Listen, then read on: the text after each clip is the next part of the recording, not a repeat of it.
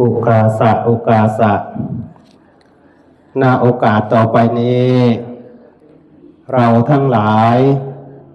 จะเจริญพระวายโยธาตววัฏฐานขอคณิกะสมาธิอุปจารสมาธิอัปปนาสมาธิสัมมาสมาธิมิจฉาสมาธิสุญญตาสมาธิ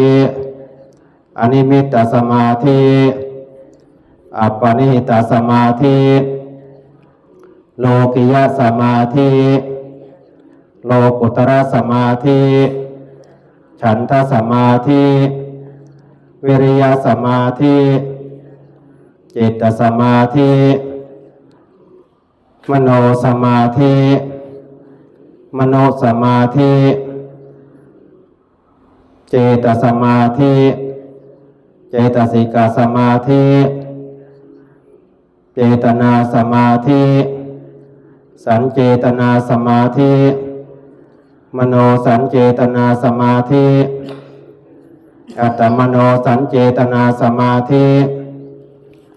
สมโนสัญเจตนาสมาธิทุมโนสัญเจตนาสมาธิทุมมโนสัญเจตนาสมาธิโพชฌงค์จงบังเกิดมีในสมาธิขันธสันดานของเราทั้งหลายเราทั้งหลายจะตั้งอานาสติโพชฌงค์ไว้ที่ลมหายใจเข้าจะตั้งปานาสติโพชฌงค์ไว้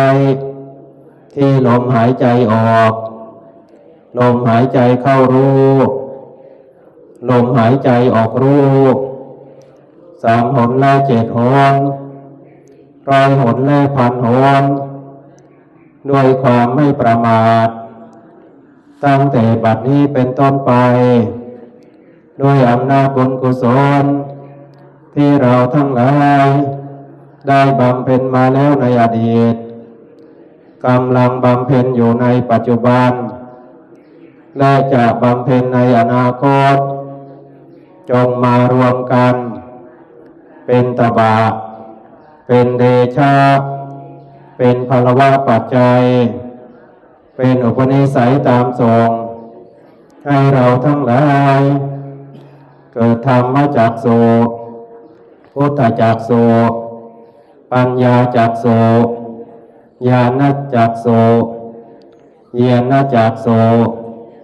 ทิปจักสุสัมมันตจักสุมังสาจักสุสัสสัมภารจักสุวิญญาณุเปกขาเจโตวิมุตติในปัจจุบันนี้เถิดวันนี้ก็เป็นวันที่5ของการปฏิบัตินะวันเวลาก็ผ่านพ้นไปเรื่อยๆหมดไปเรื่อยๆนะเวลาที่จะปฏิบัติก็จะน้อยลงนะเรื่อยไม่มากฉะนั้นในแต่ละวันเราก็พยายามตั้งใจทำนะให้เต็มกำลังความสามารถที่พอทำได้นะเพราะว่าการปฏิบัตินั้นอยู่ที่ความพร้อมนะหลายอย่างสุขภาพก็สำคัญสติปัญญาความรู้ความสามารถก็สำคัญนะกำลังกายกำลังจิตกำลังใจกำลังศรัทธา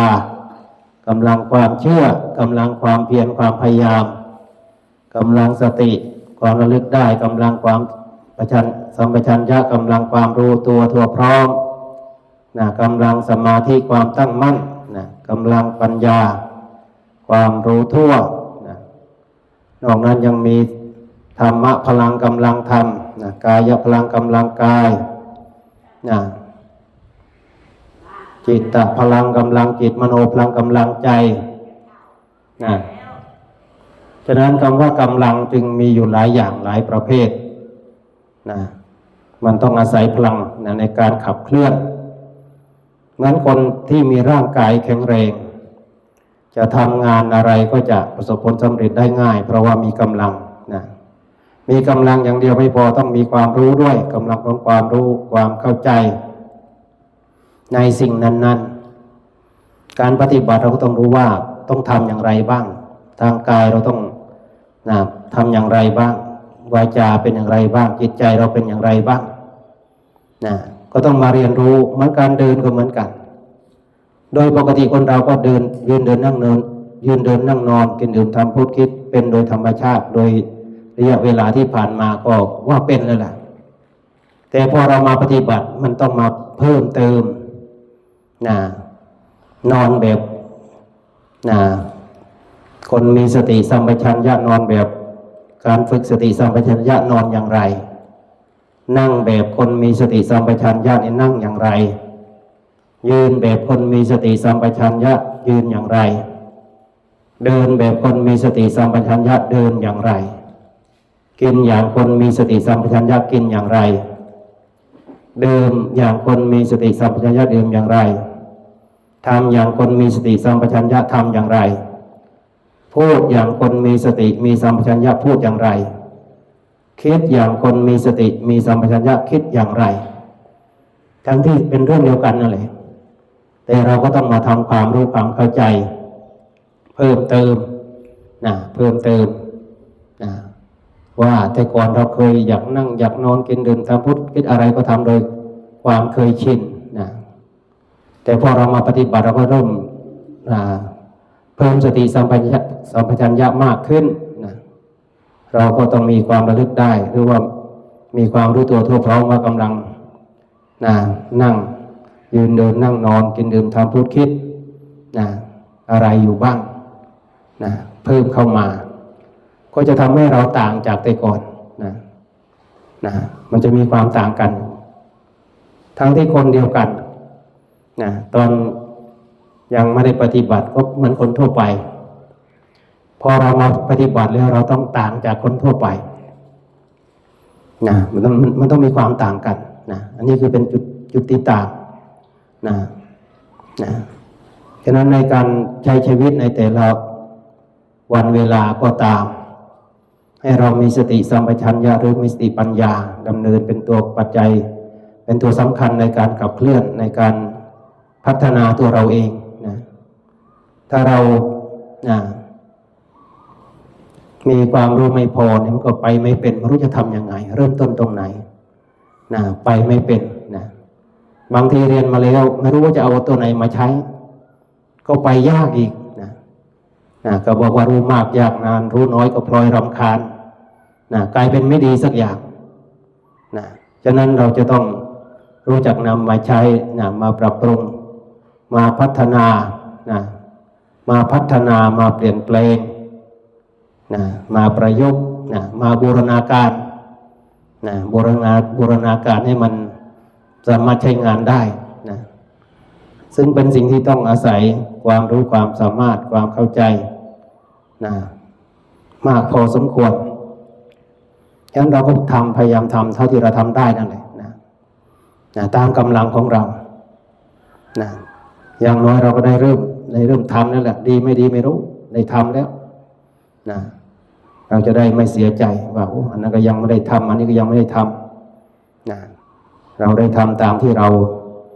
ตั้งใจไว้ว่าอย่างน้อยก็ให้โอกาสพอมีโอกาสแล้วก็พยายามทำให้เต็มที่ถ้าเราทำแล้วเราก็จะมีความภูมิใจอย่างน้อยเราก็ให้โอกาสตัวเองมาเพิ่มเติมมาต่อยอดหรือว่ามาทบทวนประสบการณ์การปฏิบัติมาแลกเปลี่ยนเพราะว่าการปฏิบัตินี่สมัยแต่ก่อนได้ฟังประสบการณ์คนที่เขาเคยปฏิบัติมันจะมีรสชาติมากกว่าอ่านหนังสืออ่านแล้วมันไม่เหมือนกับฟังจากปากที่คนที่เขามีประสบการณ์ผ่านจุดนั้นๆมาเนี่ยมันเป็นบทเรียนสำคัญมากเป็นประสบการณ์เรายังไม่ได้เป็นแต่พอได้ฟังคนที่เขามีเขาเป็นรู้สึกเราจะมีกำลังใจในการปฏิบัติฉะนั้นการมีกำลังใจหรือมีตัวอย่างมีแบบอย่างมีวิธีการหลายๆอย่างเป็นสิ่งที่สำคัญมากเราจะไปใช้อย่างใดอย่างหนึ่งบางทีมันใช้งานไม่ได้พอปฏิบัติไปจริงๆมันมีรายละเอียดที่ต้องเรียนรู้อีกเยอะ ซึ่งต้องอาศัยความเพียรความพยายามความอดทนความรู้ความสามารถที่เรามีอยู่ทั้งหมดให้นำมาใช้นะให้มาลองดูว่าเราเกิดมาขนาดนี้แล้วเนี่ยทำไมจึงจะฝึกให้จิตของเราให้สงบมันทำไม่ได้มันมาจากสาเหตุอะไรนะเรารู้เก่งจริงหรือไม่ สิ่งที่เราว่าวิชาความรู้วิชาการต่างๆที่ได้พบได้เห็นได้เจอมาเนี่ยมันสามารถที่จะทำให้จิตใจของเราสงบได้บ้างหรือไม่ฉะนั้นมันจะเป็นข้อพิสูจน์นะหลายๆอย่างว่าคนที่เกิดมาก่อนหลายๆปีเนี่ยพัฒนาทางจิตไปถึงไหนแล้วพัฒนาความคิดไปถึงไหนแล้วพัฒนาสติปัญญาไปถึงไหนแล้วนะเราก็จะได้เห็นนะความแตกต่างนะแม้แต่ตัวเองก็เหมือนกันแต่ก่อนเป็นยังไงปัจจุบันเป็นยังไงอนาคตจะเป็นอย่างไร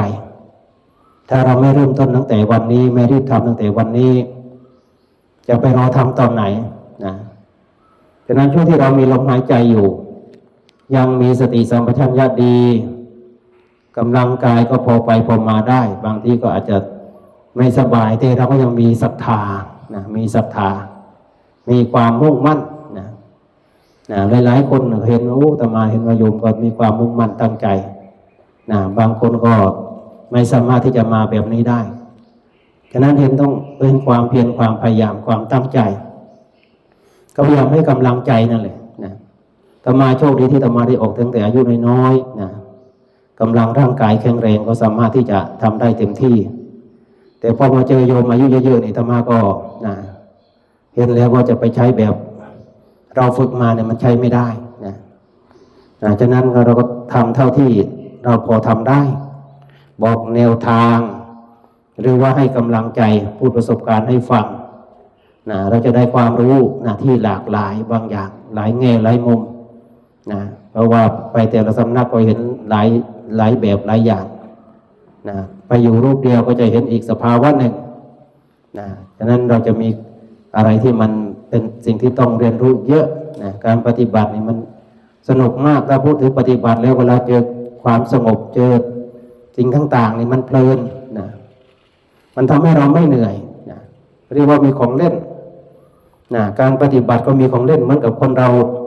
นะเล่นฟุตบอลเล่นกีฬานะแต่พอปฏิบัติไปก็มีเล่นสมาธิจะมีฌานมีสิ่งต่างๆที่เกิดขึ้นนะ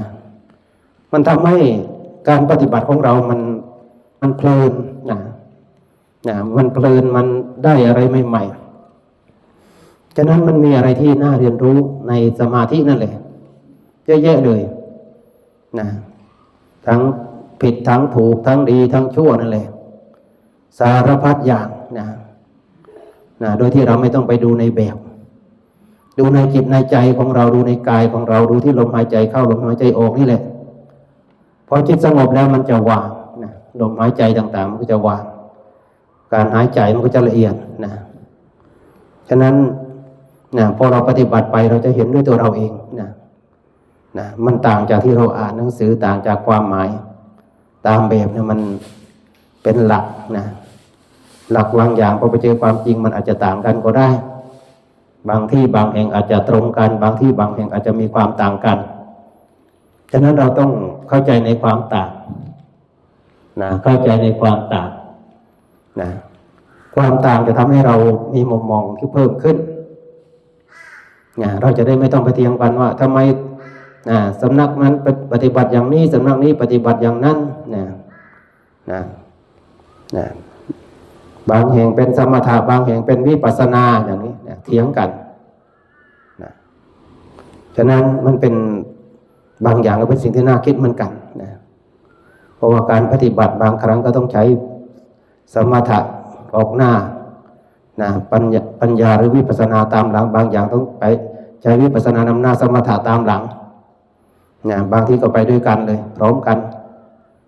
ฉะนั้นมันจึงมีความหลากหลายนะพอไปอยู่ข้างในเลยมันแทบจะไม่มีอันนั้นอันนี้มันเรื่องของสภาวะล้วนๆมันไม่มีชื่อเรียกว่าเป็นสิ่งนั้นสิ่งนี้นะแต่พอมาพูดมาคุยเนี่ยเป็นสมมติบัญญัติแล้วนะอาจจะสมบัติถูกก็ได้อาจจะสมมติถูกก็ได้สมมติผิดก็ได้ฉะนั้นบางอย่างแทบจะ ไม่ต้องพูดเป็นคำพูดเลยก็ได้เอาประสบการณ์จริงที่เราปฏิบัตินั่นแหละ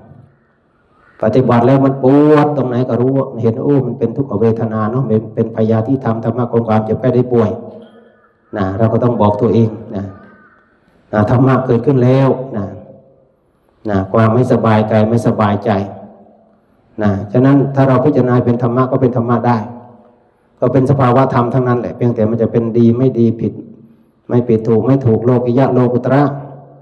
ของเราหรือของคนอื่นนะภายในหรือภายนอกมันสามารถที่จะดูได้หลายแง่หลายมุมนะแต่สำคัญดีขอให้มันเกิดจะเป็นอะไรก็ตาม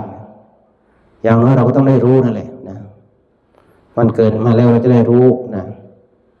แต่สำคัญไม่เกิดแล้วนะจะทำยังไงทีเนี้ยนะจะไปอ้างอะไรนะจะเอาตัวไหนมาอ้างฉะนั้นก็ต้องเรียนรู้ไปนั่นแหละมันจะสงบไม่สงบสงบมากสงบน้อยสงบนิดๆหน่อยๆเราก็ต้องเรียนรู้ไปนะจนจิตของเราเห็นคุณค่าของสมาธิเห็นคุณค่าของความสงบนะนัตถิสันติปรังสุขขังนะไม่มีสุขอื่นที่ยิ่งไปกว่าความสงบหรือว่าไม่มีความสงบที่ยิ่งไปกว่าความในความสงบเนี่ยจะเพื่อมีอะไรที่ยิ่งไปกว่าความสงบนะฉะนั้นความสงบจึงเป็นสิ่งที่มีความสำคัญนะมันสมถะนั่นแหละสมถะวิปัสสนานะความสงบคือสมถะวิปัสสนาตัวปัญญาตัวความรู้ความเข้าใจคือความเห็นแจ้งเห็นอย่างวิเศษแจ้งต่างนะเห็นต่างจากแต่ก่อนเห็นชัดเจนกว่าแต่ก่อนเห็นชัดกว่าแต่ก่อนนะสิ่งเดียวกันเนี่ยมันสามารถที่จะเห็นได้หลายแง่หลายมุมนะในการปฏิบัติจะต้องอาศัยการพิจารณาแล้วพิจารณาอีกนะดูแล้วดูอีกดูอยู่เป็นประจำนะไม่ใช่ดูแค่ผิวๆเผินๆดูนิดหน่อยมันเข้าไม่ถึงฉะนั้นถ้าเราได้เพ่งสิ่งใดสิ่งหนึ่งเนี่ยมันจะทำให้เราได้รู้ในสิ่งนั้น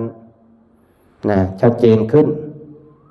โดยอาศัยสมาธินี่แหละเป็นฐานนะฉะนั้นเราต้องฝึกสมาธิให้เกิดในจิตในใจของเราให้กายเรามีความตั้งมั่นจิตใจมีความตั้งมั่นถ้ามีความตั้งมั่นแล้วเราจะพัฒนาจะเปลี่ยนแปลงจะนำไปสู่จุดที่ดีกว่าเดิมได้มันต้องอาศัยองค์ประกอบไปหลายด้านหลายอย่างนะฉะนั้นครูบาอาจารย์หลายๆรูปที่ท่านออกปฏิบัติท่านต้องทุ่มเทอย่างมากนะความเพียรสูงมาก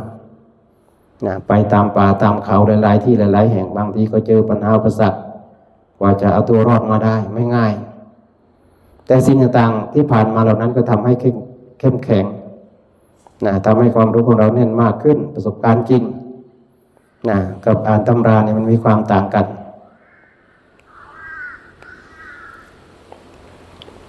ในการปฏิบัติในแต่ละครั้งนะเราก็พยายามท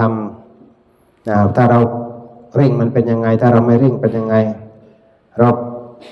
ปล่อยสบายกลางๆไม่ตึงไม่หย่อนนะมันเป็นอย่างไรมันอยู่ตรงไหนนะฉะนั้นการปฏิบัติจึงต้องอาศัยองค์ความรู้ที่เยอะพอสมควรนะมีองค์ความรู้แล้วต้องมีความเพียรความพยายามอีกถ้าความเพียรพยายามน้อยก็ไปไม่ถึงอีกนะฉะนั้นก็ต้องความเพียรต้องถึงด้วยนะฉะนั้นหลายอย่างก็ต้องอาศัยนะดูอยู่เรื่อยๆดูอยู่เป็นประจำดูแล้วดูอีกพิจารณาแล้วพิจารณาอีกนะอบรมแล้วอบรมอีก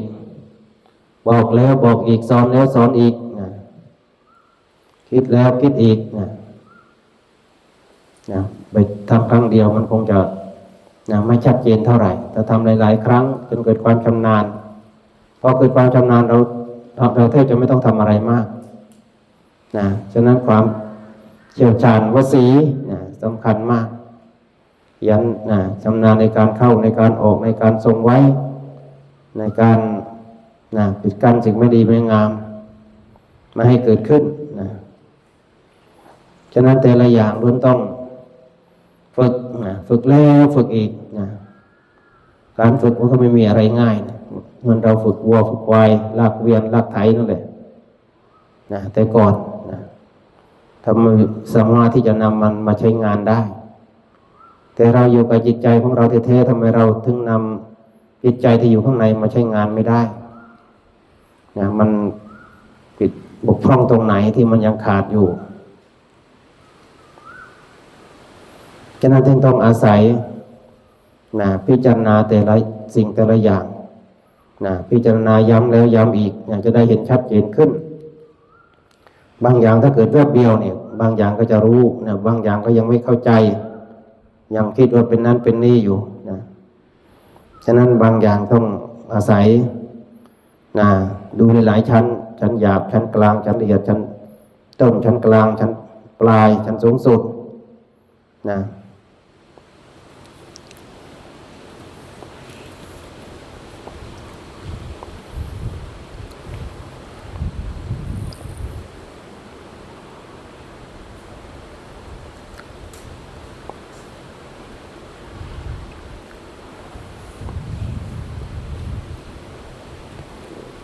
ต่อไปนั่งไปเรื่อยๆ